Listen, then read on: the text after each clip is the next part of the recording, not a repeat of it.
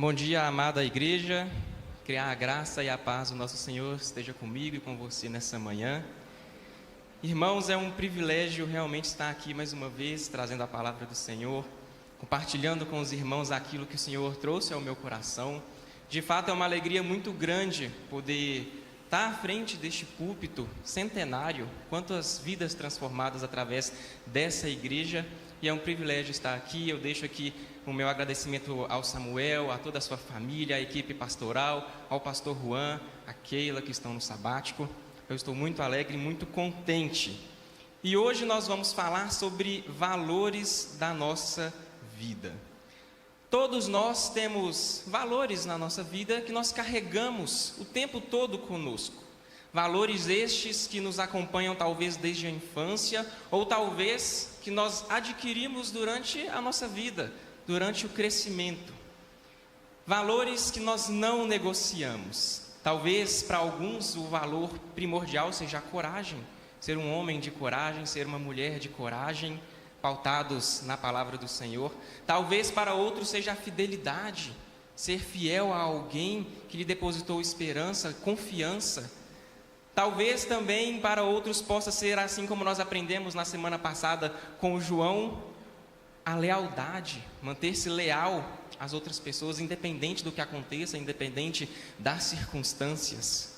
Fato é que todos nós temos valores que são inegociáveis na nossa vida, valores que vêm da palavra do Senhor, da Escritura, do coração do Pai. E hoje nós vamos continuar falando sobre valores da nossa vida, e nós vamos falar sobre constância, o valor da constância. Constância, irmãos, definido pelo dicionário Aurélio, seria como persistência, insistência, obstinação, fidelidade, estabilidade nos sentimentos. São algumas definições para constância.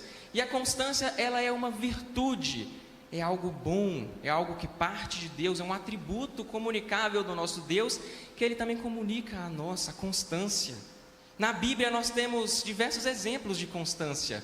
Talvez você possa se lembrar de Noé, que foi constante na construção da arca, em um momento em que não havia chovido ainda na terra, um exemplo de constância. Talvez você pode se lembrar de Jonas, uma pessoa que foi, a princípio, constante na desobediência, mas que depois mudou a sua trajetória para a obediência. Você pode se lembrar de José, mesmo na terra do Egito, longe de toda a sua família, ele foi constante ao Senhor, e ele foi depositado a confiança como um governador do Egito.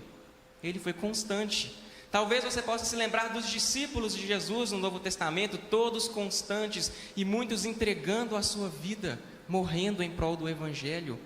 E talvez o maior exemplo de constância é o nosso Senhor Jesus.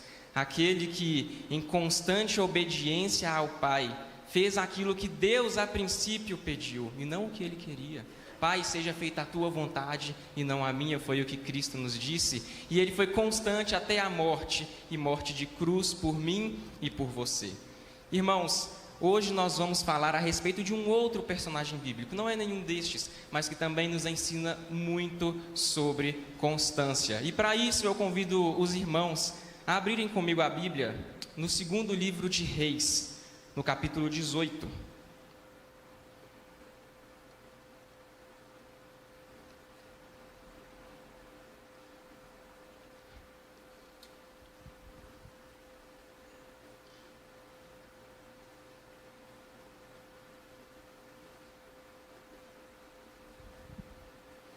Você pode estar abrindo a sua Bíblia, você pode estar lendo no seu telefone, se for o caso, vai ter aqui no telão também, só não deixe de acompanhar o texto.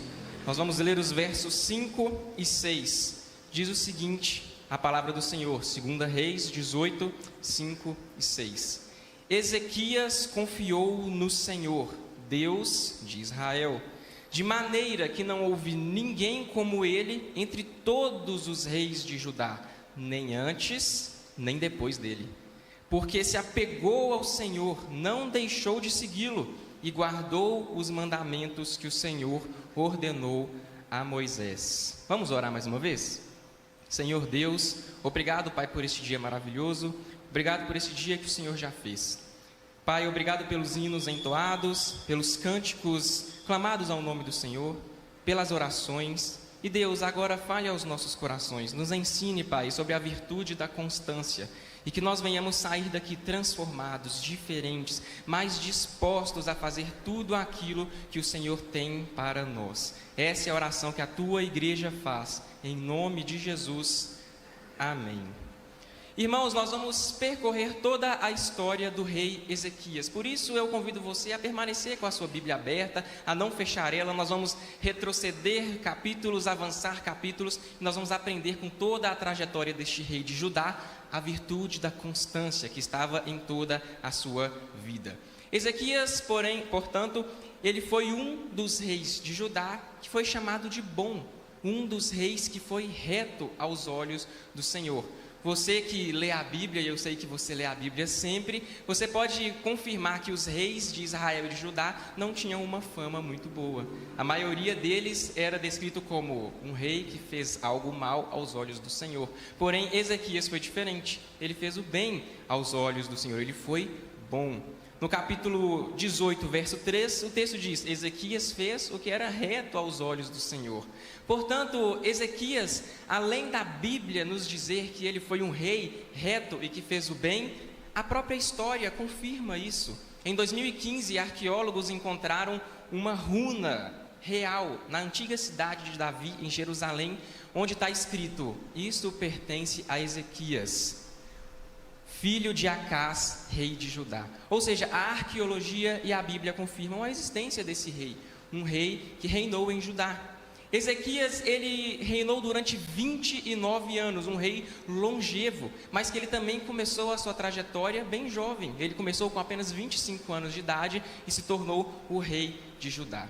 Mas, para nós entendermos por que Ezequias foi um rei bom, nós precisamos olhar para o passado para entender o que é um rei mau.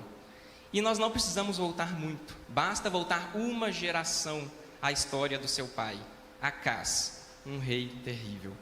Dentre os pecados que o seu pai Acás fez, nós podemos dizer que Acás instituiu a idolatria no meio do povo de Judá. Uma idolatria que já havia sido extinguida por antigos reis. Acás traz de volta, ressuscita isso, traz de volta algo mau. Retornou com os lugares altos, os sacrifícios às entidades cananeias. Os lugares altos, irmãos, eram lugares realmente altos, construídos sobre montanhas, onde as pessoas iam para sacrificar animais, pessoas e praticar prostituição cultual em nome de falsos deuses. Isso foi o que Acás instituiu ao povo do Senhor. Falando em sacrifício humano, Acás fez passar pelo fogo o próprio filho, o sacrificou ao deus Moloque, uma entidade cananeia falsa, um deus falso. Isso foi o que ele instituiu ao povo do Senhor. Acás também erigiu outros vários altares a falsos deuses, até mesmo dentro do templo do Senhor, do templo de Salomão. Ele colocou uma estátua, um altar ao deus pagão, ao deusa Aserá. Irmãos, por conta disso tudo, Acás ele é chamado como um rei mau. Os seus atos foram de maldade, atos que influenciaram o povo ao erro, distanciaram o povo do caminho do Senhor. Então, agora que nós já entendemos quem era o pai de Ezequias e qual que era o legado que este pai tinha deixado, nós podemos falar sobre o próprio Ezequias. Talvez ele poderia ter feito como seu pai, afinal, foi isso que ele aprendeu. Isso foi o que ensinaram para ele como certo. Mas Ezequias decide fazer diferente. Durante toda a sua vida, a constância foi uma virtude que marcou a sua jornada como rei de Judá. Lhe rendeu frutos que ele colheu no início do reinado, no meio e também no fim do reinado, até mesmo na velhice. Quando falamos sobre a história de Ezequias e seu legado de constância, nós podemos aprender muito com a sua vida e com as suas escolhas. E eu convido todos os irmãos a acompanharem comigo o que o texto da Sagrada Escritura vai dizer a respeito disso. Leiam comigo novamente o versículo 3.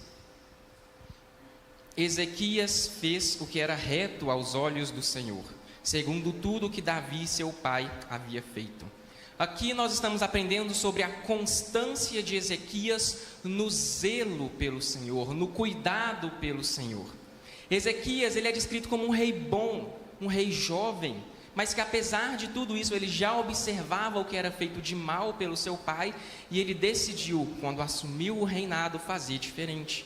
Ezequias, ele decide então cultivar no seu coração um zelo pelo Senhor e pelas obras do Senhor.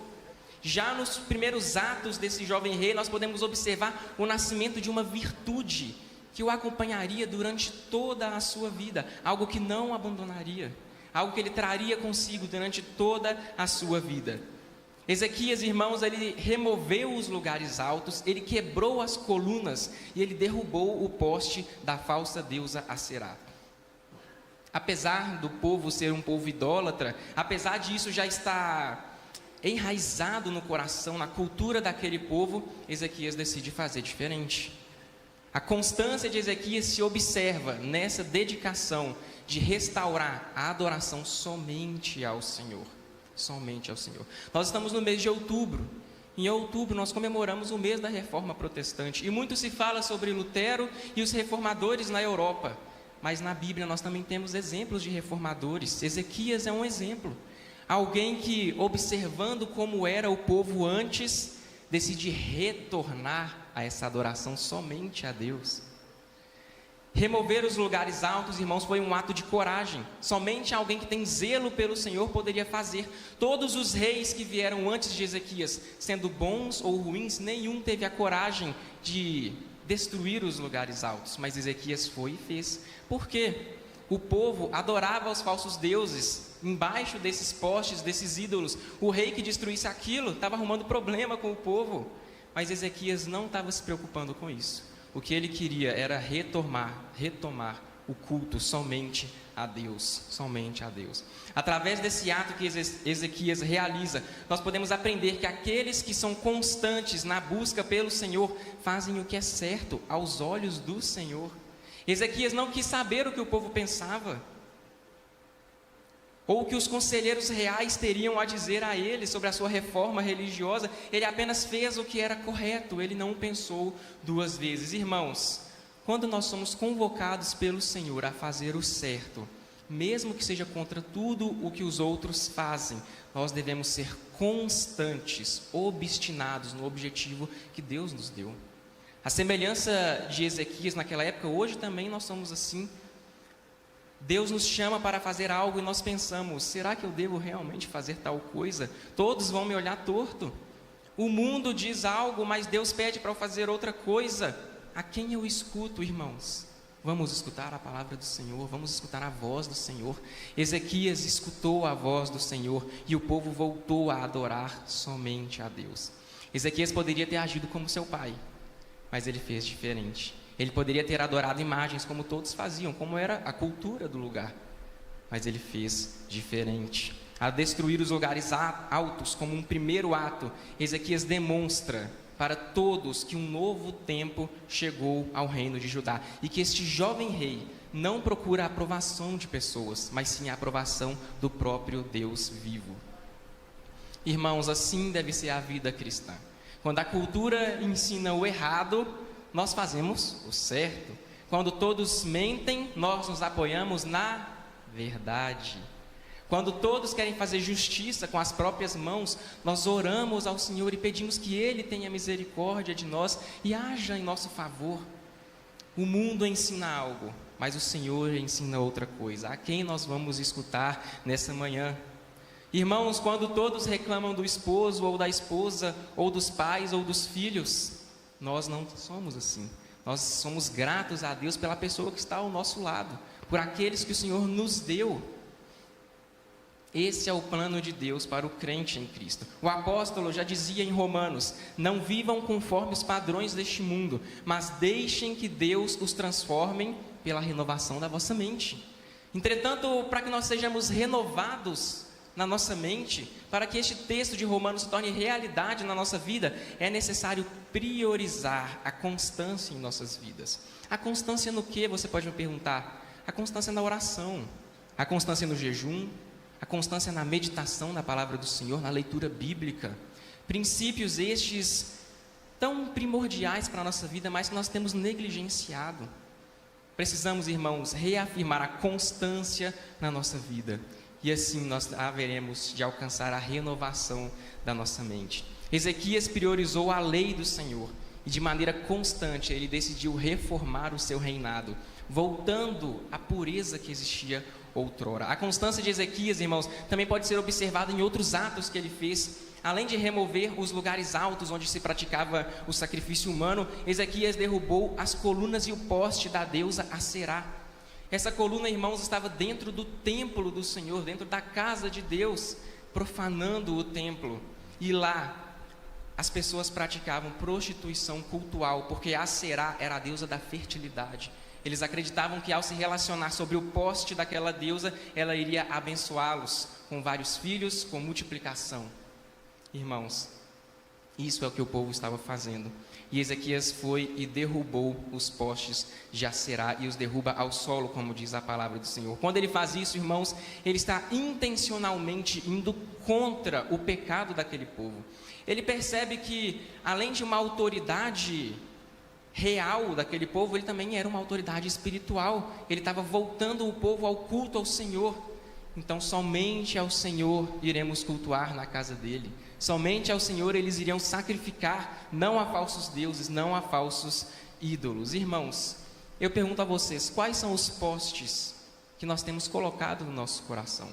Quais são os ídolos que têm tomado o lugar do Senhor? E aqui faz-se necessário relembrar os irmãos que ídolo é tudo aquilo que ocupa o lugar de Deus em nossa vida. Será que tem sido a família? Será que tem sido relacionamentos? Será que tem sido trabalho? Será que tem sido bens materiais? O que será que nós temos priorizado além do Senhor? Irmãos, a prática da constância em nossas vidas deve criar em nós um profundo zelo pelo Senhor, assim como criou em Ezequias. Devemos ser constantes nos cultos, constantes nas células. Quando nós cultuamos ao Senhor, quando nós cultuamos em casa, quando estamos reunidos enquanto família espiritual, nós mostramos ao nosso corpo que ele pertence ao Senhor, que este templo é o templo do Espírito Santo e não o templo de falsos deuses. Além de remover os ídolos, além de quebrar as colunas, além de fazer tudo isso, no versículo 5 nós vamos ler que Ezequias confiou no Senhor, Deus de Israel, de maneira que não houve ninguém como ele entre os reis de Judá, nem antes e nem depois. Irmãos, quando nós somos constantes nas nossas vidas, não sejamos apenas nas práticas devocionais, nas práticas espirituais, no culto ao Senhor, mas que também sejamos constantes na confiança plena em nosso Deus. O mundo, nós sabemos, ele está cheio de problemas. O Brasil enfrenta diversas crises, você pode muito bem saber, crises políticas, crises econômicas, crises de segurança pública, mas em meio a todo esse caos, em quem nós temos confiado? Em quem nós temos depositado a nossa confiança? Temos confiado no partido A, no partido B, no político A, no político B? Ou nós temos confiado naquele que, segundo a palavra, morreu, mas ressuscitou ao terceiro dia? Aquele que foi ao Hades e tomou as chaves do inferno? Em quem nós temos confiado, irmãos? Ezequias confiou no Senhor, de modo que ninguém havia feito antes e ninguém havia feito depois. Ele nos ensina que quando nós somos constantes na confiança em Deus, acontece o que está no verso 7, e você pode ler na sua Bíblia. O Senhor estava com ele, e ele teve êxito em todos os seus empreendimentos. Irmãos, que nessa manhã nós possamos aprender a confiar apenas no Senhor, a sermos constantes nas práticas devocionais, a sermos constantes no culto ao Senhor, mas também constantes na confiança plena em nosso Deus. Ezequias nos mostra, logo no começo do seu reinado, que ele teve constância no zelo pelas coisas do Senhor. E nós aprendemos também que nós precisamos ter essa mesma constância todos os dias das nossas vidas. Amém?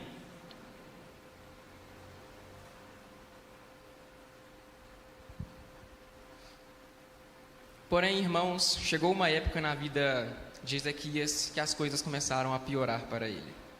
Ezequias chegou a um momento em que ele precisou ser constante até mesmo em meio às tribulações. Aconteceu, irmãos, que Senaqueribe, o rei da Assíria, um poderoso império vizinho, na verdade o mais poderoso império daquele momento, ele decide invadir Judá. ele decide invadir todo aquele reino e conquistar cada cidade uma por uma. Ezequias, então, num completo alvoroço, ele retira todo o ouro, toda a prata do templo do Senhor e entrega como uma oferta a esse rei, Senaqueribe, para aplacar a ira dele. E aí eles firmam um acordo, um tratado, uma aliança, de não brigarem um com o outro, de não guerrearem. Acontece, irmãos, que quando Ezequias entrega o ouro, entrega a prata, Senaqueribe não obedece. Ele rompe o tratado e vai com seu exército ao encontro de Judá. E aí, irmãos, quando ele se encontra em Jerusalém, a capital de Judá, uma cidade fortificada por enormes muralhas, quando o poderoso império chega, ele manda uma carta. Senaqueribe, o rei da Assíria, escreve uma carta ao rei.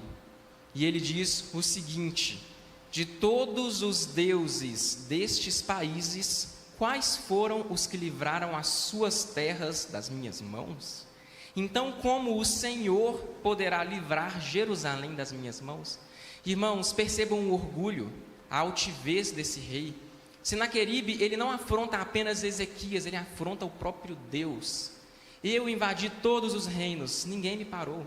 Nenhum Deus me parou. Por que o seu Deus será diferente? Por que ele irá me parar? Irmãos, só que tem um porém que Senaqueribe não sabia. Todos os reis que ele havia derrotado e todos os deuses que ele havia derrotado eram deuses falsos. Mas quando ele decide invadir Jerusalém e Judá, ele se defronta com o próprio Deus vivo, o nosso Deus, que vive hoje em nossas vidas.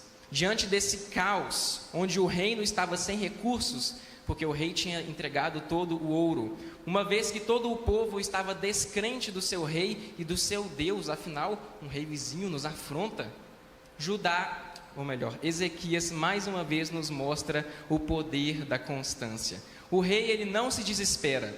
Quando ele se depara com essa situação, a palavra vai nos dizer que ele pega a carta e ele vai até o templo, até a casa do Senhor.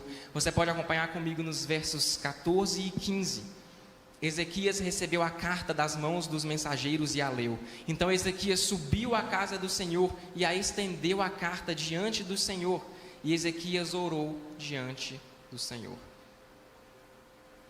Irmãos, quantos de nós todos os dias não somos cercados por problemas da vida? Contas a pagar, boletos a vencer, o emprego por um fio, o casamento que não vai bem. Muitos são os exércitos que nos cercam diariamente, testando a nossa fé, nos provando para ver se realmente nós temos confiança no nosso Deus, nos pressionando, assim como Senaqueribe fez com Ezequias. Talvez você esteja passando hoje mesmo por intempéries na sua vida, por problemas que testem a sua fé. Mas a palavra do Senhor nos ensina, através da vida de Ezequias, que nós devemos ser constantes no Senhor, constantes na confiança em Deus. Ezequias podia ter pranteado, ele poderia ter rasgado as suas roupas em sinal de luto e tristeza, ele poderia ter colocado a culpa em Deus, como muitas pessoas até mesmo fazem nos dias de hoje, mas não. A Bíblia nos mostra que Ezequias leu a carta, ele a pegou e a levou ao templo, e lá ele entregou essa carta a Deus e orou, e ali ele orou ao Senhor. Em primeiro lugar na vida de Ezequias estava o Senhor Deus. Em primeiro lugar, o primeiro ato que ele faz do seu reinado é estabelecer o culto ao Senhor. A primeira coisa que ele faz quando o seu reino é invadido e afrontado é orar ao Senhor. Deus tinha a primazia na vida de Ezequias. Queridos, eu não sei quais são os problemas que estão batendo nos muros do seu coração, mas o que eu aprendo nessa manhã com a vida de Ezequias é que devemos confiar primeiro a Deus, apresentando ao Senhor as nossas causas. Quando as contas, irmãos, não fecham no fim do mês, apresente as suas finanças ao Senhor, peça a Ele discernimento, que te ensine a ser um bom administrador, a ser um bom mordomo daquilo que Ele te entrega. Quando caluniam de você no seu trabalho, na sua escola, na sua faculdade, irmãos, apresente ao Senhor, ore ao Senhor, peça a Deus que te use na vida daquelas pessoas que caluniam de vocês. Irmãos, quando nós nos deparamos com tristezas, com depressões, com tribulações, nós devemos fazer, assim como ensina o Salmo 51, um coração quebrantado e contrito, Deus não despreza. nós venhamos, irmãos, quebrantar os nossos corações diante de Deus como um ato de adoração, como um ato de entrega, de dedicação ao nosso Deus, assim como Ezequias fez. Ezequias, mesmo diante do mais terrível problema, quando o seu reino, seu esforço, seus amigos, sua família, tudo estava por um triz, ele foi confiante no Senhor, ele decidiu orar ao nosso Deus.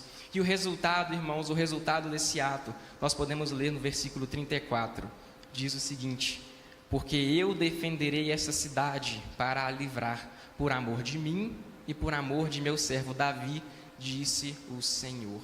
Acompanhem comigo os versos 35, 36 e 37. Naquela mesma noite, o anjo do Senhor saiu e matou 185.000 homens no arraial dos assírios. Então Senaqueribe, o rei da Assíria, levantou o seu acampamento, foi embora, voltou para Nínive e por lá ficou. Certo dia, quando ele estava adorando no templo do seu deus Nisroque, os seus filhos Adrameleque e Sarezer o mataram à espada. Irmãos, quantos aprendizados com a vida deste homem, de Ezequias, ao confiar no Senhor, ao dedicar a Deus as suas orações, as suas súplicas. Esse jovem rei, ele obteve o favor de Deus. Sem um exército para o defender, sem um povo para o confiar, sem o ouro para fazer um novo tratado de paz, ele confia exclusivamente no seu Deus. E então o resultado veio. O próprio Deus, assumindo a forma de um anjo, desce ao encontro do exército da Síria, e em uma noite, com o seu poder, ele matou 185.000 soldados, de modo que o restante do acampamento teve que bater em retirada, inclusive o rei. Senaqueribe fugiu em humilhação, irmãos. Queridos, nosso Deus, ele está vivo, ele não está morto. Nosso Deus, ele não é feito de barro, ele não é feito de ferro, não é um Deus feito de gesso.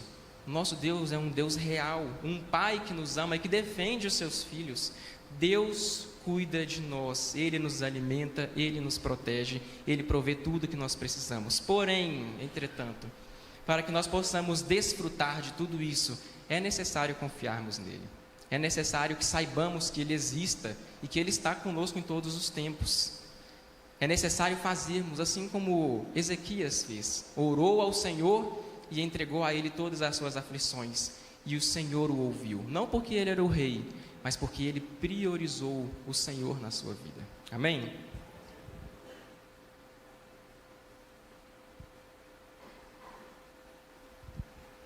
Nós já aprendemos que no começo do seu reinado, Ezequias restaurou a adoração a Deus. Ele priorizou o Senhor e foi constante no zelo.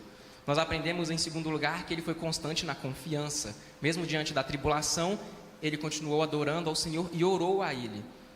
E isso foi no início e no meio do seu reinado. Mas também no fim do seu reinado, Ezequias ainda pode nos ensinar algo mais. Ele nos ensina a constância na honra ao Senhor. Acompanhe comigo no capítulo 20, nos versos 1 a 3. Por este tempo, Ezequias adoeceu de uma enfermidade mortal.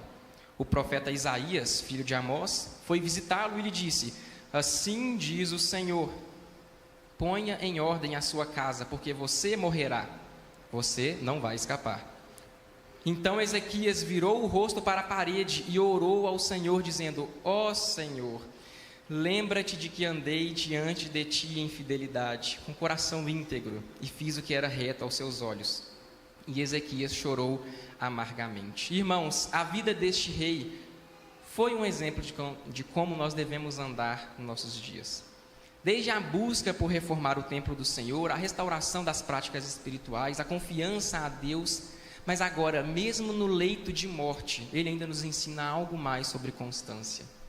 Ao receber a notícia do profeta Isaías, o mesmo profeta Isaías que tem o livro dele na Bíblia, Ezequias, ele não se dirige a resposta ao profeta, ou seja, o profeta vai ao seu encontro e te dá a notícia de morte, mas ele não debate com o profeta, pelo contrário, a palavra diz que ele vira o rosto para o canto, para a parede, e em sinal de humilhação e vergonha, ele ora ao Senhor. Mais uma vez, Deus é o primeiro na sua vida.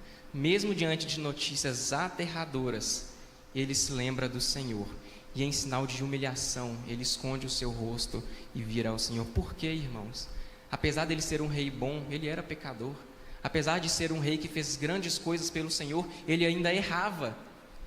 E por causa disso ele vai fazer uma petição ao Senhor, um pedido ao Senhor, e por isso ele precisou se humilhar. E ele pede: Senhor, se lembre de como eu vivi. Lembra-te, Pai, dos meus caminhos, caminhos bons, fiéis ao Senhor, é o que ele diz. Irmãos, em um tempo onde as pessoas estão cada vez mais independentes, onde muitas pessoas nem sequer acreditam mais no nosso Deus, em um tempo onde é cada um por si, onde o individualismo está tomando a vida das pessoas, é mais do que tempo de virarmos o rosto para o canto e priorizarmos o nosso Deus e nos lembrarmos que existe um Deus a quem nós prestamos conta. Existe um Deus a quem nós podemos fazer pedidos. Existe um Deus que tem que ser o primeiro na nossa vida, antes de todas as coisas.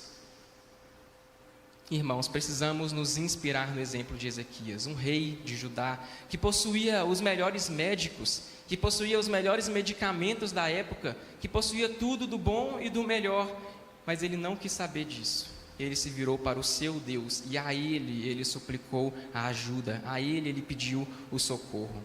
Ezequias, irmãos, ele honra ao Senhor, até mesmo quando ele está diante do final da sua vida. Ele não procura a ajuda de homens, mas ele clama ao Senhor, mostrando que Deus era de fato o primeiro.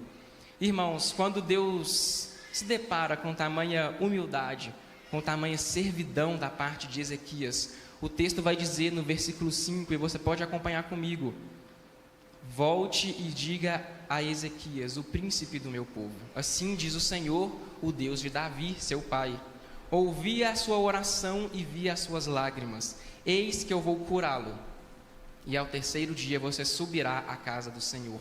Acrescentarei 15 anos à sua vida e livrarei das mãos da Assíria tanto você quanto quem está nessa cidade.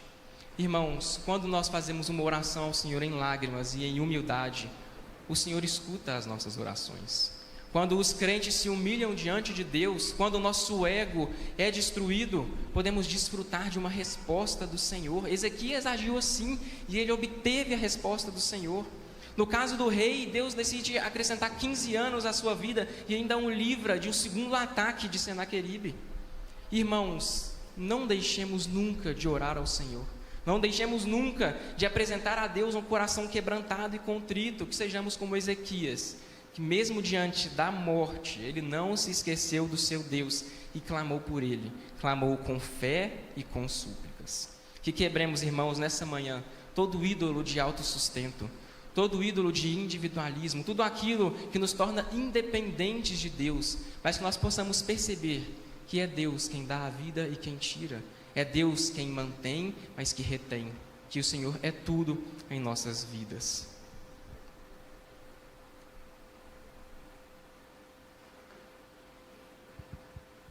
Irmãos, o exemplo de Ezequias realmente ele é poderoso e inspirador e ele nos desafia todos os dias. Mas a história dessa redenção, ela não se finda em Ezequias, ela continua. Ela na verdade é como uma seta que aponta para algo maior. Um rei do Antigo Testamento aponta para um rei maior do que todos os reis, o nosso Senhor Jesus Cristo, infinitamente maior. O Senhor Jesus que para o cumprimento perfeito de toda a constância e fidelidade obedeceu ao nosso Deus.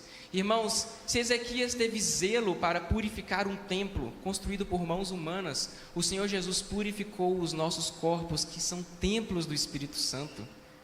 Irmãos, Jesus ele não apenas derrubou os ídolos externos como Ezequias fez, mas ele quebrou todo o poder do pecado que nos acorrentava e nos mantinha distantes do nosso Pai. Ezequias, irmãos, enfrentou o exército de Senaqueribe e clamou por livramento. Jesus, ele enfrentou os exércitos do inferno, o peso do pecado de toda a humanidade. Tudo isso pregado na cruz por mim e por você. Na sua tribulação, Jesus não orou por livramento, mas ele disse: Pai, nas tuas mãos eu entrego o meu espírito. Ele demonstrou uma confiança maior, uma constância maior, como ninguém jamais teve. Irmãos, se Ezequias clamou por alguns anos a mais na sua vida, Jesus Cristo, ele não pediu para escapar da morte, mas através do seu sacrifício, ele nos garante não 15 anos, mas uma vida eterna junto ao Pai no paraíso. A virtude da constância, irmãos, para nós hoje não é um chamado para imitar um bom rei como Ezequias. É, acima de tudo, um convite para que nós possamos nos conectar à fonte de toda a constância, que é o nosso Deus. Nossa capacidade, irmãos, de sermos constantes naquilo que fazemos não vem de nós mesmos, da nossa força, mas do poder de Cristo que habita em nós. Nós somos constantes, não para sermos salvos, mas nós somos constantes porque nós já fomos salvos pelo Senhor. E hoje nós podemos viver essa constância que o Senhor também viveu. Queridos, que a nossa constância no zelo, na tribulação e na honra a Deus não seja um esforço para ganhar o seu favor, o favor de Deus, mas uma resposta em um favor que nós já ganhamos, uma graça imerecida. Queridos, que o Senhor Jesus nos ajude a fixar os nossos olhos apenas nele, assim como Ezequias fez, assim como ele priorizou o Senhor, que nós venhamos priorizar o Senhor todos os dias da nossa vida. Amém e amém. Vamos orar mais uma vez? Cristo Jesus, o Senhor é bom e a tua misericórdia dura para sempre.